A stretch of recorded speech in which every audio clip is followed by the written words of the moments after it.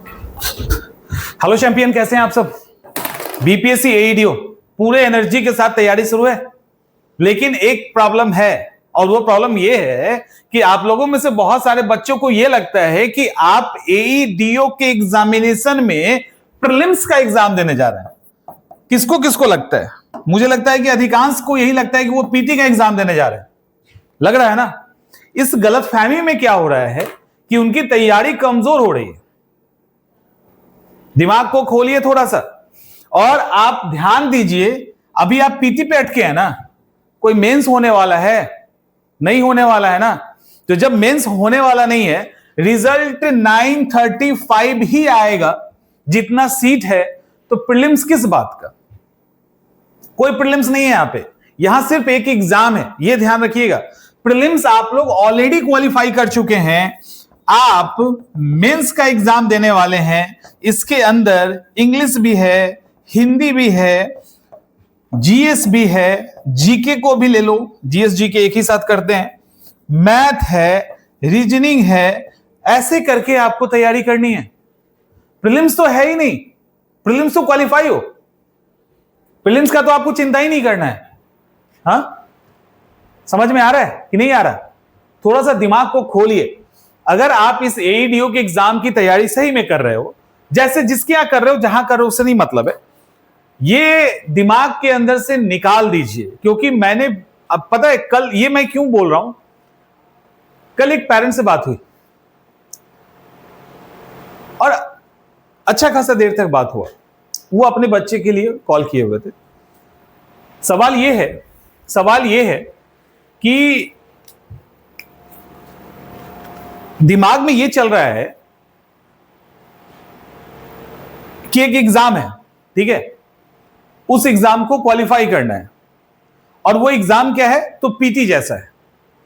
जैसे ही ये दिमाग में आता है कि वो एग्जाम पीटी के जैसा है, तो हमारा जो एक और दिमाग है वो कहता है अच्छा पीटी वाला एग्जाम है ना, कोई बात नहीं।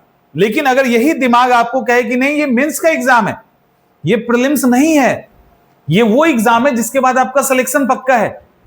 और इस चक्कर में क्या हो रहा है, लगभग 10 लाख फॉर्म है। ध्यान से देखो, रिजल्ट आना है 935। जब कट ऑफ की बात करते हैं हम, जब ये कहते हैं कि 70 to 80% के आसपास कट ऑफ जाएगा, तो बड़ा ही प्यारा सा जवाब आने लगता है। वो जवाब कभी रूड हो सकता है, कभी गालियों से भरा हो सकता है, कभी मेरे टैलेंट के पे प्रश्न चिन्ह लगाते हुए हो सकता है कि आपका निकलेगा, आप देख के देख लो। ऐसा होता है ना। इसके पीछे कारण क्या है मालूम है? कारण है ये प्रीलिम्स वाला माइंडसेट।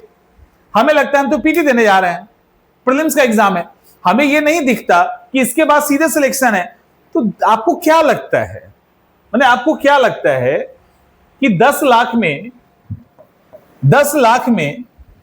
935 बच्चे ऐसे नहीं होंगे जो मैथ में 90 के आसपास से स्कोर करेंगे? आपको लगता है कि नहीं लगता है? नहीं लगता है तो आसपास ढूंढ लीजिए। बहुत सारे ऐसे धुरंधर मिलेंगे जो मैथ के अंदर अच्छा करके आ जाएंगे। बैंकिंग की तैयारी करने वाले, एसएससी की तैयारी करने वाले, या जिस भी फील्ड की तैयारी करते हो, बहुत ऐसे हैं जिन जो प्राइवेट सेक्टर में काम कर रहे हैं, उनका मैथ और रीजनिंग बहुत अच्छा है, सीधा यहां अटैक करेंगे। आपको मालूम होना चाहिए कि कोई 1 लाख का नौकरी भी छोड़ सकता है इस एग्जाम के लिए।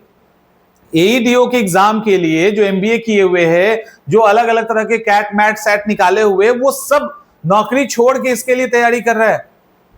और जब हो जाएगा तो नौकरी छोड़ देगा, अभी छुट्टी लिए हुए। ऐसे बहुत बच्चे हैं। आपको नहीं लगता कि वो स्कोर कर देंगे?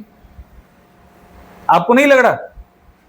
नहीं लग रहा है तो ये आपकी गलतफहमी है। रीजनिंग क्या स्कोर नहीं करेंगे? जीएस के अंदर जो यूपीएससी लेवल के बच्चे तैयारी कर रहे हैं, वो एईडीओ का तैयारी नहीं कर रहे हैं? पहले ये बताओ। और यहां पे जब ये स्कोर 90 के अप्रोक्स करेंगे, तो यहां पे बिल्कुल छोड़ देंगे क्या? नहीं छोड़ेंगे ना। यहां पर भी तो 60-70 निकाल लेंगे, 60 क्वेश्चन तो निकाल ही लेंगे, निकाल लेंगे। और आप इस गलतफहमी में हो, आप इस गलतफहमी में हैं, मतलब एकदम अजीब तरह का एक माहौल है और सिर्फ इसके पीछे साइकोलॉजी काम कर रहा है और कुछ नहीं करना है। वो साइकोलॉजी प्रीलिम्स वाला है, उस प्रीलिम्स के साइकोलॉजी को निकालकर फेंक दीजिए और मेंस के साइकोलॉजी को अंदर फिट कीजिए, ये सब अपने आप में ठीक हो जाएगा, सारा कुछ ठीक हो जाएगा। अब जब जीएस-जीके की बात करेंगे तो यहां पे 60, 70, 75 जाते जाते अच्छे अच्छे स्टूडेंट बम बोल जाएंगे, सरेंडर कर जाएंगे, क्योंकि नेगेटिव मार्किंग है। और बहुत सारे बच्चों के लिए कितना जाएगा? 75 कट कुटा के इसी के अप्रोक्स में रहेंगे। वो बहुत कर लेंगे तो 80 कर लेंगे। लेकिन क्या लगता है कि 80 करने वाले नहीं मिलेंगे? पहले ये बताओ, 80 करने वाले नहीं मिलेंगे। अगर आप सिविल के स्टूडेंट हैं तो आप यहां पे क्या कर लोगे? 80। और यहां पे अगर आप 60 कर लेते हैं या 70 कर लेते हैं तो आपको क्या लगता है? नहीं होगा। और ये जो है यहां 90 अगर कर रहे हैं और यहां पे अगर ये 60 ही कर लेते हैं तो क्या इनका सिलेक्शन नहीं होगा? पहले ये देखो। और आपको क्या लगता है कि 900 बच्चे, हम उसमें से 10 लाख में से 900 बच्चों को नहीं निकाल सकते हैं बाहर?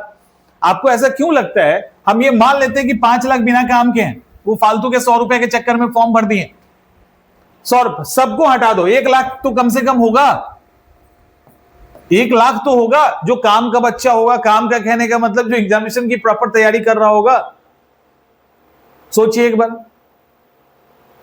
तो आपको माइंडसेट बदलना है इस एग्जाम को निकालने के लिए। एईडीओ के एग्जाम को अगर आप प्रीलिम्स के माइंडसेट से पढ़ेंगे तो फिर मुश्किल है, एकदम मुश्किल है इस एग्जाम को निकालना।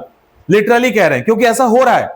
आपको इसको फाइनल एग्जाम के तौर पे लेना है और आपको देखना है कि सामने में कंपटीशन है। ये हवा हवाई में एग्जाम नहीं हो रहा।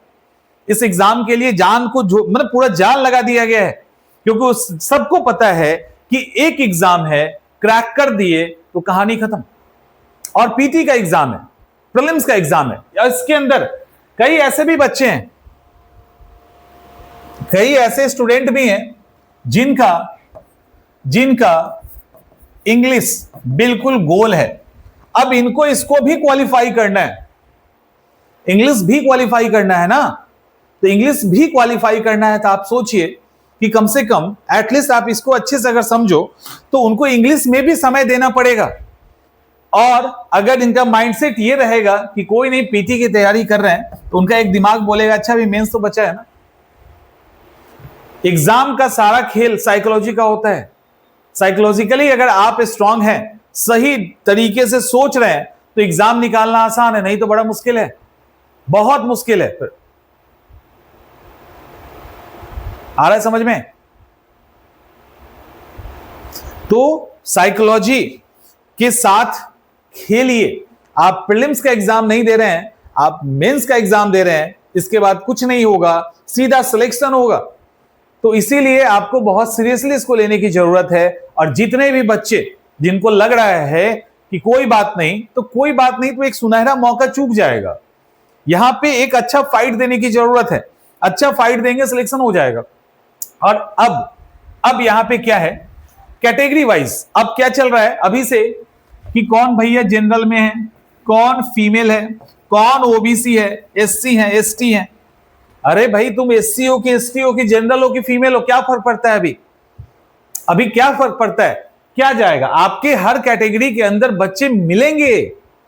ऐसा नहीं है कि स्टूडेंट नहीं मिलेगा। ऐसा थोड़ी है कि हर एससी एसटी वाला नहीं पढ़ता है, सिलेक्शन तो लेके आ जाता है, टॉप 10 के अंदर भी आ जाते हैं, टॉप 15 में भी आ जाते हैं। तो ऐसे स्टूडेंट नहीं होंगे जो अच्छा खासा स्कोर कर लेंगे।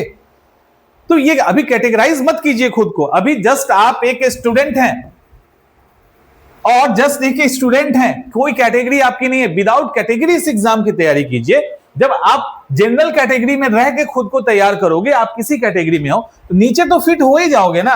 पहले से ही डर के एसटी के लिए, एससी के लिए, फीमेल के लिए सोच के तैयारी करेंगे तो बाहर होने का रास्ता जल्दी मिल जाएगा। तो ये सब काम मत कीजिए। एईडीओ की तैयारी है, गंभीरता से लीजिए। सैकड़ों बच्चे बहुत शिद्दत के साथ इस एग्जाम की तैयारी कर रहे हैं, आप भी कीजिए अच्छे कंटेंट और मटेरियल के साथ, और समझ के कि ये आखिरी एग्जाम है, ये मेंस का एग्जाम है।